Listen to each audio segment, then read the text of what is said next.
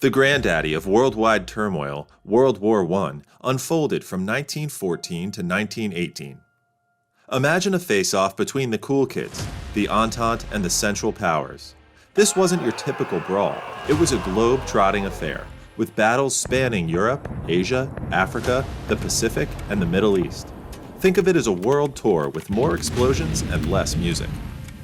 9 million soldiers biting the dust, 23 million wounded, and an extra 5 million civilians catching the short end of the stick. And to spice things up, throw in a Spanish flu pandemic that decided to crash the party. Talk about adding insult to injury. Picture this. The year is 1914, and tensions among the European big shots are so thick you could cut them with a butter knife. The main event starts as Archduke Franz Ferdinand gets a one-way ticket to the afterlife, courtesy of the Bosnian-Serbian Gavrilo Princip. Austria-Hungary points fingers at Serbia, shouting, "You did this." Serbia says, "No, we didn't." Yet, Austria-Hungary started a war on Serbia nonetheless. Russia jumps into the ring as Serbia's buddy to defend its pal. Seeing Russia throwing punches, Germany decided it was time to throw its own and started the war on Russia. France, minding its own business, suddenly finds itself in the mix because Germany feels extra feisty and decides to start the war on France. Now, the Brits across the channel are sipping their tea and not having any of this. Germany, one to attend a party, decides to invade Belgium to get to France. Well, guess what? Britain takes offense, and the next thing you know, they're in the war too.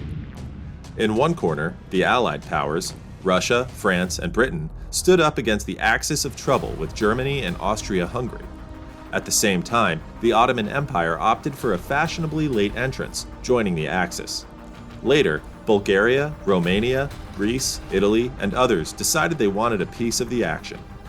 Fast forward to 1917, and the United States, smelling trouble from across the pond, decides to join the Allies. Meanwhile, over in Russia, the Bolsheviks were doing their thing, striking a deal with the Central Powers.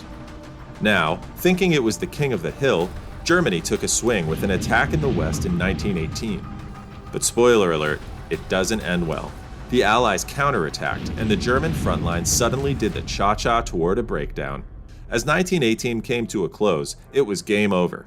Besides Bulgaria, Austria-Hungary and the Ottoman Empire raised the white flag, agreeing to an armistice with the Allies. The fighting stopped on November 11, 1918, and everyone was catching their breath. The aftermath? The Paris Peace Conference hands out settlements like candy. Hello, Treaty of Versailles.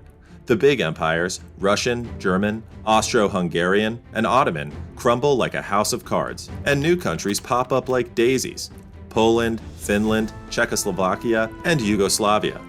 So, there you have it. World War I, a wild ride of alliances, betrayals, and chaos. If you want more historical sagas, hit the subscribe button and stay tuned for the next mind-blowing story. Until then, keep it historically cool.